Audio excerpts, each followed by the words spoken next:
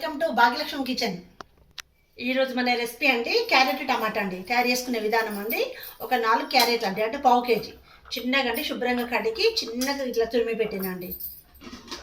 పావు కేజీ అండి టమాటో, ఇవి కూడా అండి చిన్నగా తరిగి పెట్టేసుకున్నాను. బౌల్లో అండి ఆయిల్ వేస్తున్నాండి, మనకు సరిపోను. ఇప్పుడు మన ఆయిల్ వేడెక్కింది, ఇందులో మినపప్పు వేస్తున్నాం, శనగపప్పు, ఆవాలు వేస్తున్నాం, జీలకర్ర, ఒక ఇంచు దాచిన చెక్క వేస్తున్నాం, ఒక పచ్చిమిర్చి తరిగి పెట్టుకున్న ఒక 6 మిర్చీలు వేస్తున్నాం, 2 రెమ్మలు కరివేపాకు. ఇలా మనం తయారు చేసుకుంటే చాలా టేస్ట్గా ఉంటుంది, బాగుంటుంది. ఇప్పుడు మనం ఇంట్లో క్యారెట్ వాడాలి. పసుపు వేస్తున్నా, చిన్న స్పూన్.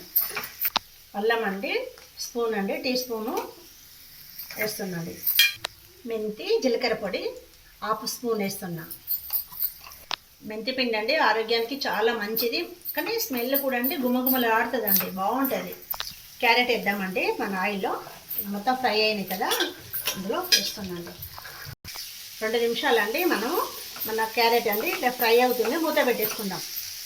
ఇప్పుడు ఒక పక్కకండి మనం టమాటా వేసుకుందాం. మన క్యారెట్ టమాటా అండి చూడండి, ఓకే అండి ఉడికింది. ఇంకొక 2 నిమిషాలు అయితే అయిపోతుందండి. ఈ 2 కలిపేద్దామండి. క్యారెట్ టమాటా పక్క ఉడుకుతున్నాయి కదా, ఈ 2 కలుపుతున్నాను. ఏమండి మన టమాటా కర్రీ చూద్దాం. ఓకే అయిందండి. ఇప్పుడు మనము ఇందులో కొత్తిమీర వేసుకుందాం.